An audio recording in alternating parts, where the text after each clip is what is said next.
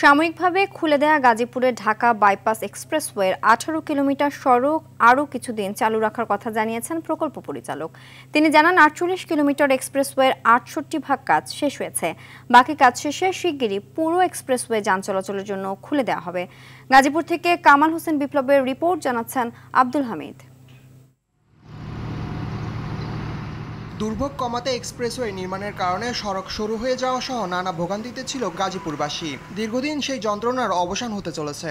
গাজীপুর হয়ে উত্তর ও দক্ষিণাঞ্চলের ঈদযাত্রা স্বস্তিদায়ক করতে নির্মাণাধীন 48 কিলোমিটার এক্সপ্রেসওয়ের মধ্যে ভোগড়া থেকে নারায়ণগঞ্জ পূর্বাঞ্চল পর্যন্ত 18 কিলোমিটার সাময়িকভাবে চালু করা হয় গেল ঈদের আগে। এতে ভোগান্তি কমে ঈদে যাতায়াতকারীদের। সিলেট মহাসড়ক করতে আপনার 1.5 ঘন্টা লাগবে, রাস্তা কমপ্লিট হলে আমরা 1 ঘন্টায় যাওয়া যাবো। আমাদের আইতে যাইতে একটু সুবিধা হইব, জামজট থাকবো না, জামজটের থেকে বাঁচবো। রোড ট্রান্সপোর্ট অথরিটিস আমাদের এই রোডগুলোকে স্বাভাবিক অবস্থায় নিয়ে আসুক। আগের থেকে এখন রোড ভালো হয়েছে, টোল দিতে হইলেও অনেক সুযোগ সুবিধা বাড়ছে, সময়ের মূল্যটাও বেশি পাই এখন। যাত্রীদের সুবিধা বিবেচনায় এক্সপ্রেসওয়ের এই অংশটি চালু থাকছে আরো কিছুদিন। না, এখনো খোলা আছে, কয়েকটা দিন খোলা রেখে হয়তো আমরা তারপরে কি করবো। এখন তো রাশ কমেনি, কারণ রাশটা কমুক তারপরে আমরা আবার ক্লোজ করার চিন্তা করবো। খানাখন্দ যেটাকে কথা বলেন, ওই জায়গাটা আসলে একটা ব্রিজ হবে, যে কারণে ওই জায়গাটা কিছু করা হয়নি, ওইটা আপাতত করার কোনো পরিকল্পনা আমাদের নাই।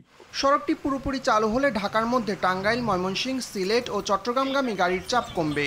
চিটাগাং পোর্ট থেকে যে গাড়িগুলো উত্তরবঙ্গ, ময়মনসিংহ সব বিভিন্ন অঞ্চলে যায়, সেই গাড়িগুলো দিনের বেলা ঢাকা শহরে ঢুকতে পারে না, তাদেরকে শুধুমাত্র রাত্রে চলাচল করতে হয়। এই রোডটা চালু হলে পরে 24 আওয়ার্স গাড়িগুলো চলবে এই পথে, ঢাকা শহরে এগুলো ঢুকাই লাগবে না। প্রায় 3.5 কোটি টাকার এই প্রকল্পে রয়েছে 40টি আন্ডারপাস, 3টি ব্রিজ, একটি ইন্টারসেকশন ও ফ্লাইওভার।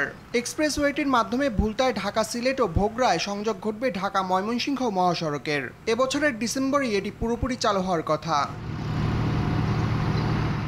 আব্দুল হামিদ, RTV।